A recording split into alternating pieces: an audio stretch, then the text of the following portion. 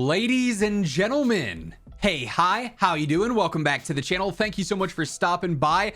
I can't believe I'm saying this, but Call of Duty actually admitted that they're a little bit worried. They've also detailed how they're trying to address that worry and maybe calm it down from an audience and from a player's standpoint. But recently we got a lot of new details on Black Ops 7 for multiplayer, for general gameplay here. Charlie Intel went out to the Treyarch studios, apparently got a bunch of new insight from the developers themselves, and so we got a lot to break down today. Wanted to start first with a pretty interesting bit of information here regarding the new Endgame mode, which, if you aren't familiar, is essentially a new mission that's unlocked at the end of the campaign. Once you go through and you do all the regular missions, there's this Endgame mode that is essentially an open world, kind of like a hybrid of DMZ and Modern Warfare Zombies. There's different difficulty scaled areas of the world that you're playing on Avalon, of course, and it's almost like extraction based in a sense. So like mini DMZ basically for the year. And they detail how this is going to keep getting seasonal updates with some conditions, with an asterisk here, right? So here is what the devs say. For the first time, Black Ops 7 campaign unlocks a replayable endgame mode. It'll be like PvE DMZ. You'll be leveling up your operator's combat rating to unlock new abilities, and you'll be able to unlock new camos here as well. With this live service, this is actually going to get post-launch support. So the campaign is getting some post-launch support. We have plans for Season 1 updates, Season 2 updates, and Season 3 updates, said Yale Miller, Treyarch's Senior Director of Production. How far we keep going, we don't actually know right now. So this is a different, a little bit more honest approach to answering a question like this, which, hey, I'm here for. But like, we're actively having in development right now updates all the way through Season 3. We don't know what these seasonal updates will be, but they'll only keep doing them on one condition, says Charlie Intel and Dexterdo here. If we see meaningful engagement, people are asking for more, wanting more stuff, then we'll continue to do more. So basically, what they've got planned so far for Endgame is 3 seasons worth of updates. And if those updates go over well, players are coming back, players are engaging with this mode, then it's something they're going to continue to support, and they'll do Season 4 updates, Season 5 updates, Season 6 updates if we're going all the way to Season 6 timeline-wise, right? But if it's a mode that, after Season 1 isn't really getting a ton of hype, they're not going to see much player engagement from it, then the updates will probably just stop with Season 3. They also explained that the in-game will have roughly a 6-hour story. Depending on how good you are, it'll be your own story. Progression and what you leveled up, and can you do the most difficult challenges, those kind of things, because of the roguelike stuff or roguelite stuff.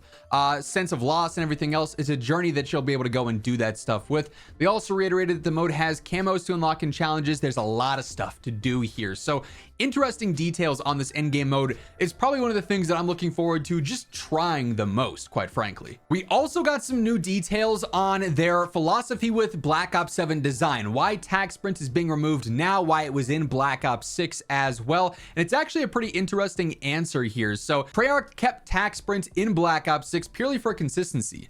Speaking to Charlie Intel, Treyarch design director Matt Scrance revealed that Tac Sprint is the topic that the team discusses a lot, and they decided to include it in Black Ops 6 so that it wouldn't be too jarring for players going from MW 2019 Cold War, which didn't have it, but MW3 into Black Ops 6. With Black Ops 6, we wanted to maintain consistency of what players had been playing for the past several years. It had been several years since the last Black Ops game, dating back to Cold War, and every game in between that had Tac Sprint. We had Vanguard, MW2, MW3, etc. We didn't want players to feel like we just took something away from them.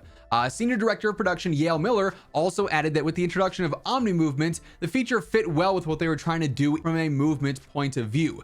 Then when it comes to Black Ops 7, the devs used the removal of Tac Sprint as a way to distinguish the game from the old one. With Black Ops 7, we decided early on that it was going to be a very intentional change. We wanted to separate the two games, and then we tested it with a little bit of slipstream in there too. So basically, this is one of the deciding design elements that'll make Black Ops 7 feel different than Black Ops 6. Now, if you're a big Tac Sprint advocate here, you'll love the feeling of it. You can still use it because there will be the Tac Sprinter perk. However, base gameplay obviously is just going to be that normal classic COD sprint that we've had, you know, dating back to the old days of COD pre-MW 2019. And then this is where things get interesting, where we actually have a direct admission from the devs about their concerns with their own game. So as we do detail this and everything else we got to discuss today, because there is quite a bit to break down, if you guys enjoy the video, you want to help share it around to new viewers, do me a favor, drop a like on it. It's always really appreciated. And if you're new to the channel, you want to make sure you're always up to date with everything going on in COD. No better place than right here, so feel free to hit that subscribe button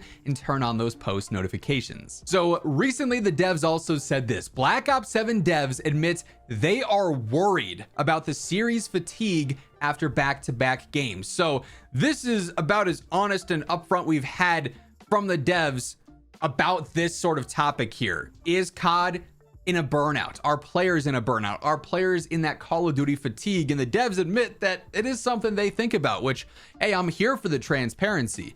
The launch of BO7 will mark the first time that 2 Black Ops games have launched back-to-back. We obviously just came after MW2 and MW3, and year to year, even if you're going from, you know, let's say Black Ops to Modern Warfare, whether it's Modern Warfare 2 to Black Ops 2, MW3, so on and so forth, outside of like the jetpack era specifically, CODs year to year aren't that different. Like there's a lot of MW 2019 that you could still feel in COD Ghosts or in Black Ops 1. Now there are differences, obviously, but it's still Call of Duty, and you know it's Call of Duty at the end of the day. So even when there's large differences in what the game is year over year from a theme and aesthetic and everything, who's developing it, there's still a lot of crossover that makes the game feel not that different. But then when you have MW2 to MW3, that difference is even less noticeable. It really does feel like it's an extension or a DLC. Then same deal with Black Ops 6 to Black Ops 7 now. Now Treyarch are following suit with Black Ops 7, just 1 year out from Black Ops 6. But the prospect of another year in the same universe has not gone over well with some fans. And the devs have revealed that they are worried about players becoming burnt out. Not the most confidence instilling, I would say. Is that the way to phrase that? Like, it's not what you love to hear from the devs, but also you like the fact that they're acknowledging that they're aware that players can be worried about this, and what are they going to do to calm that worry? Black Ops 7 devs worried about being too similar to Black Ops 6. In an interview with Charlie Intel, Treyarch's senior design director of production, Yale Miller, who we've talked about a lot in this video, was asked if he was concerned about the 2 games being viewed as too similar, and he gave a candid answer. I think the honest answer is yes. I worry about that. Obviously, there was a plan with the 2 Modern Warfare games and then this. We'll see what the franchise does in the future for what it's worth. MW4, COD 2026, a brand new title from Sledgehammer in 2027. We're excited about the opportunities that it gave us, but we'd all be dead lying if we said we weren't worried about that. While there are some concerns there, they did also reassure players they're doing everything they can to make Black Ops 7 feel unique, including with post-launch. We're absolutely going to bring it from a content perspective in our live seasons. How can we have new gameplay experiences, more content, more maps, weeklies, and functional stuff like deeper weapon prestige experiences? So even though it's a part of the same universe, Black Ops 6 to Black Ops 7, direct story, a lot of ties, they are really going in on trying to differentiate this game a lot from Black Ops 6 to avoid that burnout, to avoid that fatigue. And so while I appreciate the fact that they're worried, I also appreciate that they're kind of going out of the way to say, hey, we're doing more to try and temper that, to try and diminish that worry and make this game feel unique. Because I think it's very obvious when you hear Black Ops 7 is coming out right after Black Ops 6. I think one of the top comments on the original Worldwide Reveal trailer was like, didn't you guys just release a game 2 months ago? Or didn't Black Ops 6 come out last week? Like, that fatigue is real. And so hopefully, obviously, we're going to have to see it put into action. Their content plans and everything they've got planned from a design standpoint, like for instance, the removal of tac sprint, is enough to differentiate Black Ops 7 and keep it feeling fresh. And then lastly here, we've also got some more explaining on why Pick 10 is not in the game, why this hasn't returned. We heard before from Matt Scronce that basically they just weren't convinced it was a better system. We've got a further admission and more clarity here out of this article as well. So basically the quote here is, timing has not felt right for Pick 10. Treyarch's Matt Scrance said the timing has not felt right to bring back Pick 10, but they also would want to change things. It just hasn't felt like the right time, Matt says. Anytime we think about it, if we do it, I want to make sure that we do it right and not just because people think it's the best system ever. And right now, I know competitive players are like, oh, I want to make the trade-offs. I don't want everybody taking grenades on every class, but we've talked about it. Call of Duty is massive. There's a ton of players and it's very easy to pick up and just go play and shoot the pixels. Once you start having to think about trade-offs, I can't make the same class I just made last year. You've taken stuff away from me. You're being more restrictive. Why? So that's kind of the thinking there. That's the concern, that they just don't want to make players have to work more in their loadouts. That's kind of the similar sentiment that he had before, but he does also detail. Scrance clarified that he had been misquoted when he previously said he wasn't convinced about Pick 10 being better than what Treyarch had cooked up. So it's not that we're never going to do it, he continues. We talk about it every game. We just have not found the right way to do it. I don't think the right way to do it is what we did 13 years ago. Yeah, I forgot what the misquote was, but basically it's like Matt Scrance thinks you're dumb, which, I mean, it kind of came across as that, but if he's being misquoted, that probably wasn't the intent. And that's what I said back then too, is like, it sounds very blunt, but I'm not sure if he meant to come across like that. But there is the concern of they don't want to overcomplicate a system because they know so many players just jump in and it's like, okay, I have everything clearly laid out. I got my easy nades, my equipment, everything, I'm good to go there. I can just jump in, rather than having to sit there and go, okay, but do I really want this nade instead of this extended barrel for my gun? Or do I really need a secondary? But what if I get caught in the close range, right? Like, outright, what they have now is so straightforward. You can just jump in, you're good to go. Like, you don't have to think much about a class.